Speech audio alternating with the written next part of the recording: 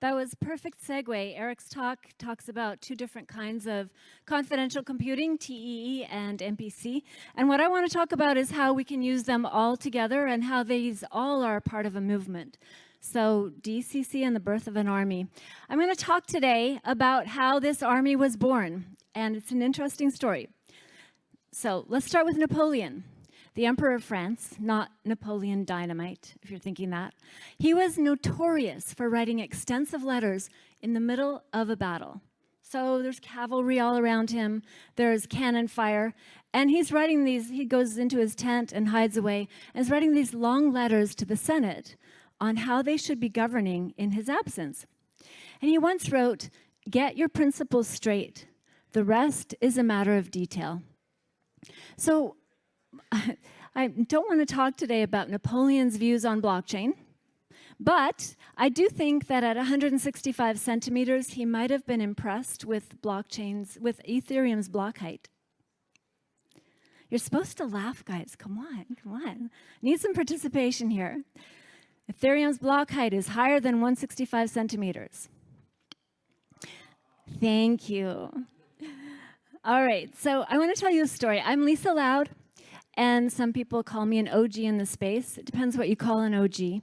But I started my career in blockchain at BitMEX, where I was part of that stunning marketing success that we had in 2017. And then I went on to lead Shapeshift through some pretty amazing transitions before I dove headfirst into DeFi and kind of got lost in trading for a while. But a couple years ago, I discovered Secret Network, and it was like an instant recognition. I was like, this is what we need to make blockchain usable for everybody, because blockchain has radical transparency, which is great, unless you're trying to live your life and not have people look at everything you're doing. So a couple of things happened to me today, this year. Last year, I joined Secret Network. Here I am leading the foundation for Secret Network and building the ecosystem of growth for confidential computing. But this year was really seminal for me, and really due to a couple of incredible conversations. The first one was at ETH Denver. So earlier this year at ETH Denver, I had the opportunity to speak face-to-face with Commissioner Hester Peirce, SEC Commissioner Hester Peirce. And I'm not sure if you guys know much about the U.S. regulatory environment, but the SEC is pretty hostile to crypto, as you probably know, and they're fearful of it. They're responsible for a lot of the things that have happened in our industry that have made the news over the past few years. And Hester Peirce is kind of a beacon of hope for a lot of us because she's placed herself right in the middle of that hostile environment, and she's standing up for the rights of crypto, in our view. And so, to me, she's kind of a hero. Like, putting herself in that situation with all that hostility and being willing to continue being at the center of these debates and standing alone, pretty much.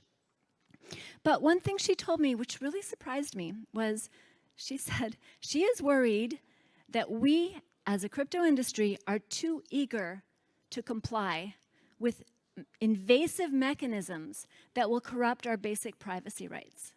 From the SEC commissioner, I heard this. I was floored. I mean, that was surprising, but wait until I tell you the awkward question I asked her at our second meeting. That was even worse. But anyway, so at the end of our meeting, Commissioner Peirce entrusted me with a mission. And that mission was to gather ideas for a new regulatory framework that would safeguard users' financial data while promoting financial innovation in the digital asset space. And I embraced this quest wholeheartedly, and I embarked on a journey that would lead to the birth of a new narrative, which is what I'm here to talk to you about today. So in February, a few days later, we had a meeting, an ecosystem meeting, and out of that meeting, a group of visionaries came together to chat about Secret Network and about what the future held for confidential computing. And from that, a new narrative was born. Similar to DePIN, we came up with a narrative of decentralized confidential computing, DeCC. That was at the actual meeting that happened in Denver.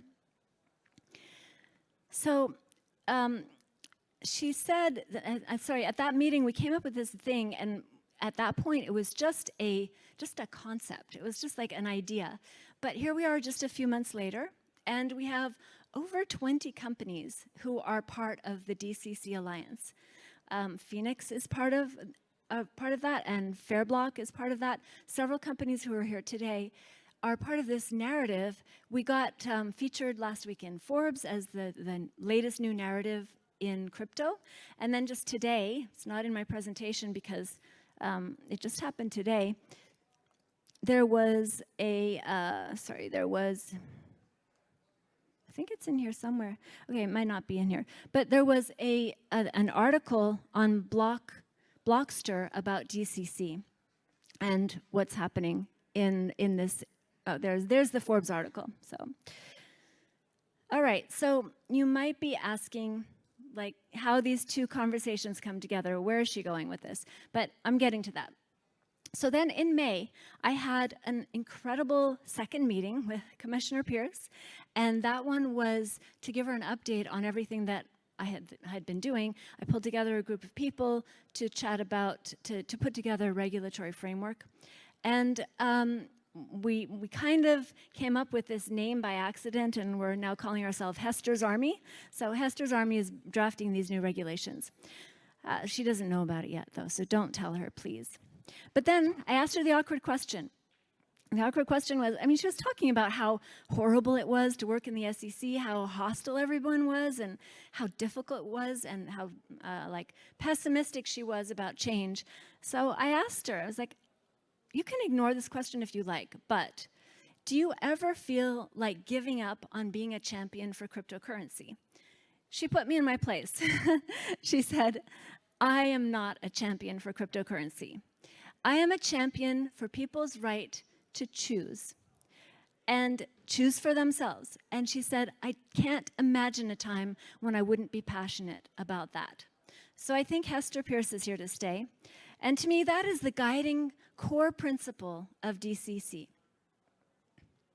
So back to how are these conversations connected?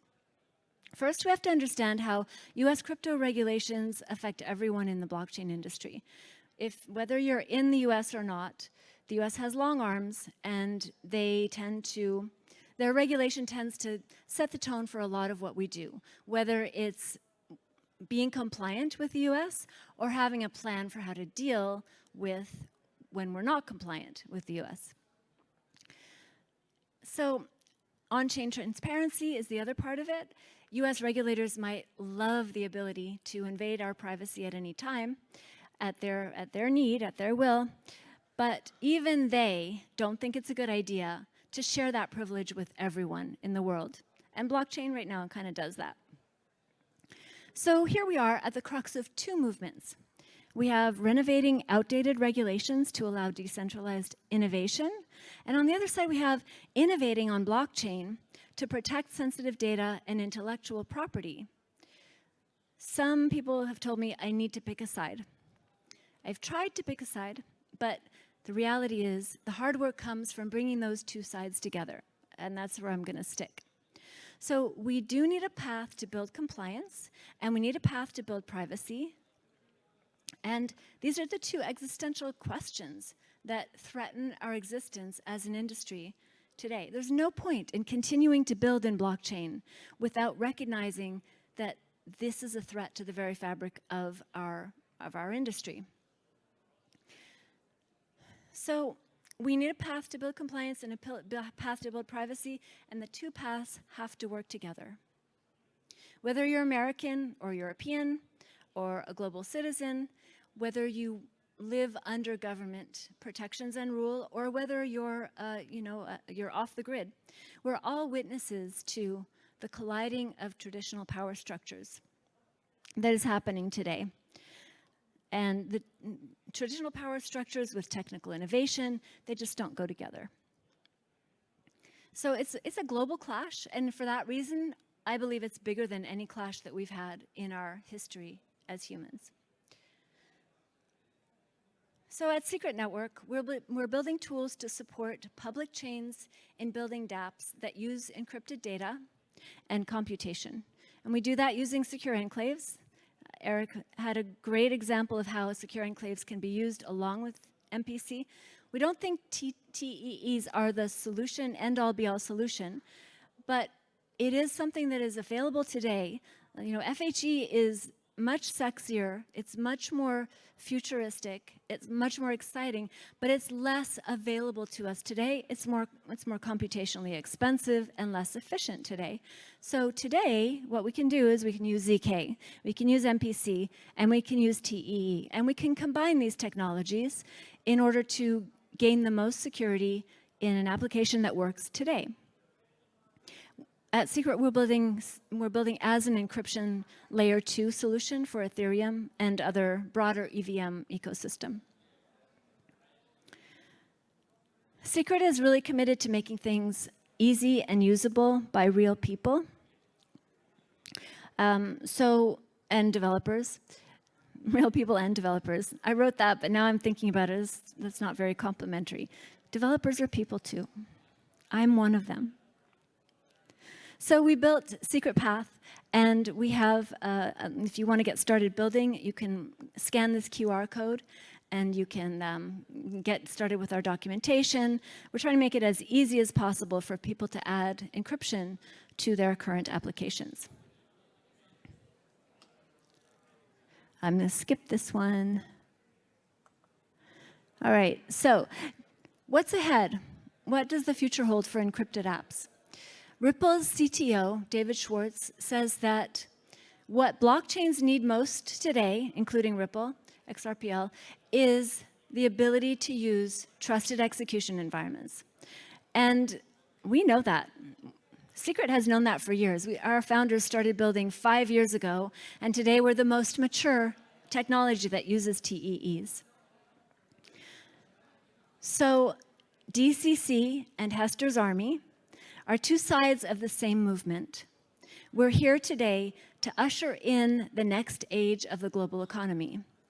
So find out more about DeCC, be part of the army of change, and let's get our principles straight, and the rest is a matter of detail. Thank you.